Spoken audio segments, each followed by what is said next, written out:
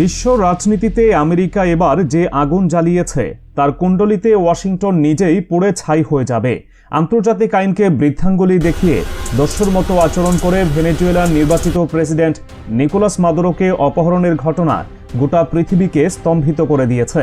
ভেনেজুয়েলার মাটি থেকে মাদুরোকে স্ত্রী সহ তুলে নিয়ে যাওয়ার পর ওয়াশিংটন ভেবেছিল তারা জয়ী হয়েছে, কিন্তু বাস্তবতা এখন ভিন্ন কথা বলছে। আমেরিকার এই নগ্ন আগ্রাসনের বিরুদ্ধে এবার আর কেউ চুপ নেই। ভেনেজুয়েলার পাশে দাঁড়িয়ে সরাসরি যুদ্ধের মতো হুঙ্কার ছেড়েছে রাশিয়া, চীন এবং ইরান। বিশ্ব রাজনীতির এই তিন প্রভাবশালী শক্তি হুমকি দিয়ে বলেছে ভেনেজুয়েলার উপর এই আঘাত তারা মুখ বুজে সহ্য করবে না। খোদ জাতিসংঘের ভূমিকা যেখানে প্রশ্নবিদ্ধ, সেখানে এই তিন দেশের কঠোর অবস্থান ডোনাল্ড ট্রাম্পের প্রশাসনকে বড়সড় চাপের মধ্যে ফেলেছে।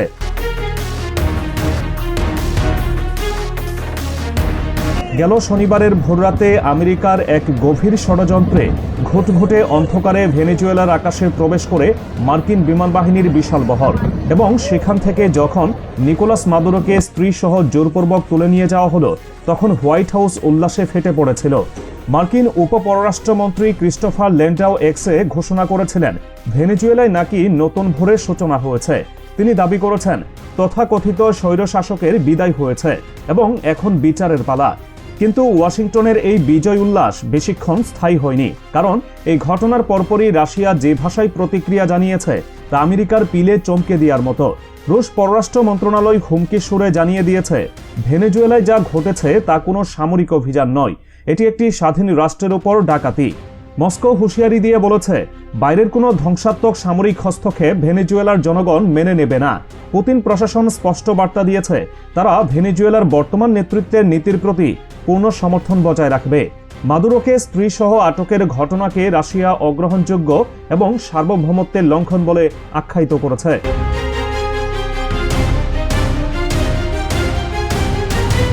রাশিয়ার এই বজ্র কঠিন অবস্থানের সাথে সুর মিলিয়েছে এশিয়ান জায়ান্ট চীন। বেইজিং এই ঘটনাকে আমেরিকার প্রকাশ্য বল প্রয়োগ এবং আধিপত্যবাদী আচরণ হিসেবে চিহ্নিত করে তীব্র ধিক্কার জানিয়েছে। চীনা পররাষ্ট্র মন্ত্রণালয় ওয়াশিংটনের মুখের উপর বলে দিয়েছে আন্তর্জাতিক আইন লঙ্ঘন করে অন্য দেশের সরকার প্রধানকে অপহরণ করা কোনো সভ্য দেশের কাজ হতে পারে না। চীন সরাসরি অভিযোগ করেছে আমেরিকা নিজের স্বার্থ হাসিলের জন্য ভেনেজুয়েলার সার্বভৌমত্বকে পদদলিত করেছে। শি জিনপিংয়ের সরকার অবিলম্বে মাদুরোকে মুক্তি দেওয়ার আহ্বান জানিয়ে ওয়াশিংটনকে এই হঠকারী সিদ্ধান্ত থেকে সরে আসার নির্দেশ দিয়েছে।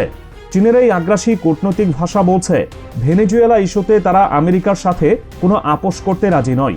অর্থনৈতিক ও সামরিক দিক দিয়ে শক্তিশালী চীনের এই হুঙ্কার ট্রাম্প প্রশাসনের কপালে চিন্তা ঢুকিয়ে দিয়েছে।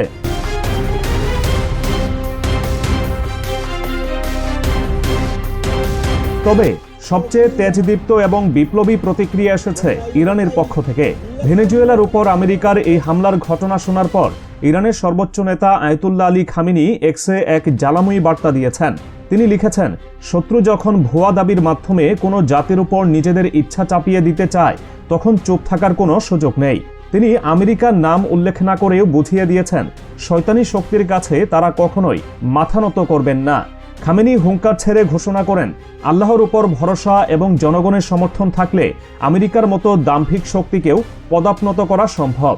ইরানের পররাষ্ট্র মন্ত্রণালয়ও আলাদা এক বিবৃতিতে আমেরিকার এই অভিযানকে কঠোর ভাষায় নিন্দা জানিয়েছে। তেহরান মনে করে ভেনেজুয়েলার জাতীয় সার্বভৌমত্ব এবং আঞ্চলিক অখণ্ডতার উপর এই আঘাত পুরো স্বাধীনকামী বিশ্বের উপর আঘাত। ইরান এবং ভেনেজুয়েলার দীর্ঘদিনের মিত্রতা এখন আমেরিকার বিরুদ্ধে এক নতুন প্রতিরোধ গড়ে তোলার ইঙ্গিত দিচ্ছে। আন্তর্জাতিক বিশ্লেষকরা মনে করছেন মাদুরোকে আটক করা আসলে কোনো গণতন্ত্র প্রতিষ্ঠার চেষ্টা নয়, এটি হলো দক্ষিণ আমেরিকায় সাম্রাজ্যবাদ বিরোধী কণ্ঠস্বরকে চিরতরে স্তব্ধ করে দেওয়ার এক গভীর ষড়যন্ত্র। হোয়াইট হাউসের স্বার্থে আঘাত লাগলেই যে কোনো জনপ্রিয় রাষ্ট্রনায়ককে রাতারাতি সন্ত্রাসী তকমা দিয়ে কাঠগড়ায় দাঁড় করানো আমেরিকার পুরনো কৌশল। স্পেন, জার্মানি এবং ইতালির মতো দেশগুলো পরিস্থিতি গভীরভাবে পর্যবেক্ষণ করলেও তারা সংঘাত না বাড়ানোর আহ্বান জানিয়েছে।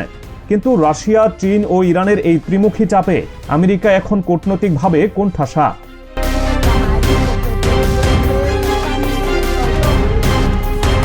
এখন প্রশ্ন হলো আমেরিকার মতো শক্তিশালী দেশের চোখ ফাঁকি দিয়ে ভেনেজুয়েলা সেনারা কি কোনো প্রতিরোধী করতে পারেনি, নাকি আমেরিকা যা প্রচার করছে তার আড়ালে আছে অন্য কোনো রোমহর্ষক সত্য? এবার সেই ভয়াল রাতের ঘটনার দিকে নজর এনে জানব সেদিন ভেনেজুয়েলার সেনাবাহিনী কিভাবে তাদের অসীম সাহসিকতার প্রমাণ দিয়েছিল। অপারেশনের দিন মধ্যরাতে বোমা হামলা করে আমেরিকা ভেনেজুয়েলার গোটা শহরকে ডুবিয়ে দেয় এক ভুতুড়ে অন্ধকারে। এটি ছিল মার্কিন আগ্রাসনের প্রথম ধাপ। এই অন্ধকারের সুযোগ নিয়েই কারাকাসের আকাশ ছেয়ে ফেলে আমেরিকার 150টি যুদ্ধ বিমানের এক বিশাল বহর। আধুনিক যুদ্ধের ইতিহাসে একটি মাত্র ব্যক্তিকে অপহরণ করতে 150টি বিমানের ব্যবহার বিরল ঘটনা। পেন্টাগন জানত ভেনেজুয়েলার আকাশ প্রতিরক্ষা ব্যবস্থা শক্তিশালী, তাই তারা কোনো ঝুঁকি নিতে চায়নি। মার্কিন পাইলটরা রাডার ফাঁকি দেওয়ার জন্য সমুদ্র পৃষ্ঠের মাত্র 100 ফুট উপর দিয়ে উড়ে এসে ভেনেজুয়েলার সীমান্তে প্রবেশ করে। এটি ছিল এক নজিরবিহীন এবং অত্যন্ত ঝুঁকিপূর্ণ কৌশল। আক্রমণের শুরুতেই মার্কিন যুদ্ধ বিমান এবং বোমারু বিমানগুলো কারাকাসের আকাশ প্রতিরক্ষা ব্যবস্থাকে লক্ষ্য করে হামলা চালায় এবং সেগুলোকে অকেজো করে দেয়। এরপরই অন্ধকারের বুক চিরে কয়েকটি মার্কিন হেলিকপ্টার সোজা নেমে আসে প্রেসিডেন্ট মাদুরোর প্রাসাদের উপর। উদ্দেশ্য যে কোনো মূল্যে মাদুরোকে তুলে নিয়ে যাওয়া। কিন্তু ভেনেজুয়েলার সেনাবাহিনী আমেরিকার এই বিশাল বহর দেখেও বিন্দুমাত্র ভয় পায়নি। প্রেসিডেন্টকে বাঁচাতে তারা নিজেদের জীবনের মায়া ত্যাগ করে পাল্টা আক্রমণ শুরু করে।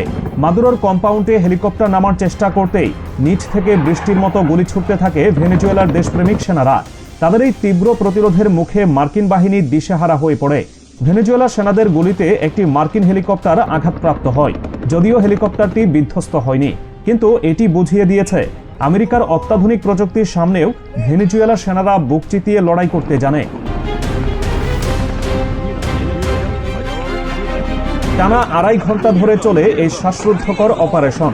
কারাকাসের রাজপথে এবং আকাশে তখন বারুদের গন্ধ। মার্কিন স্পেশাল ফোর্স শেষ পর্যন্ত সূক্ষ্ম কৌশলে নিকোলাস মাদুরোকে অপহরণ করতে সক্ষম হয়। কিন্তু এই জয় আমেরিকার জন্য মোটেও সহজ ছিল না। ফিরে আসার সময়ে ভেনেজুয়েলা সেনারা মার্কিন হেলিকপ্টার লক্ষ্য করে বারবার হামলার চেষ্টা চালায়। কম সক্ষমতা নিয়েও বিশ্বের 1 নম্বর সামরিক শক্তিকে চ্যালেঞ্জ জানিয়েছে মাদুরোর বাহিনী। খোদ মার্কিন প্রেসিডেন্ট ডোনাল্ড ট্রাম্প স্বীকার করতে বাধ্য হয়েছেন এই অভিযানে তাদের 2 জন সেনা আহত হয়েছে। অর্থাৎ ভেনেজুয়েলা খালি হাতে ছেড়ে দেয়নি, তারা রক্ত ঝরিয়েছে আগ্রাসী বাহিনীর। গোয়েন্দা সংস্থাগুলোর সহায়তা এবং নিজেদের সব শাখাকে এক করে আমেরিকাই মিশন পরিচালনা করেছিল। হাজার হাজার ঘন্টার অভিজ্ঞতা সম্পন্ন পাইলটরা এই অভিযানে অংশ নিয়েছিল। তবুও ভেনেজুয়েলার সেনাদের প্রতিরোধ তাদের মনে ভয়ের সঞ্চার করেছে। গুলিবর্ষণ ও আকাশ প্রতিরক্ষা নিয়ে প্রতিরোধের চেষ্টা করে ভেনেজুয়েলার বাহিনী বুঝিয়ে দিয়েছে তারা তাদের নেতা এবং দেশের জন্য শেষ রক্তবিন্দু পর্যন্ত লড়তে প্রস্তুত। মাদুরোকে হয়তো আমেরিকা দৈহিকভাবে আটক করেছে, কিন্তু ভেনেজুয়েলার মানুষের মন থেকে আমেরিকা বিরোধী ঘৃণা মুছতে পারেনি, উল্টো তা আরও 1000 গুণ বাড়িয়ে দিয়েছে।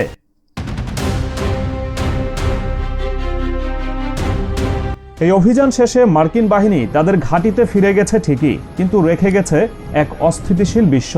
রাশিয়া, চীন এবং ইরান এখন আমেরিকার এই কর্মকাণ্ডের কড়া জবাব দিতে প্রস্তুত হচ্ছে।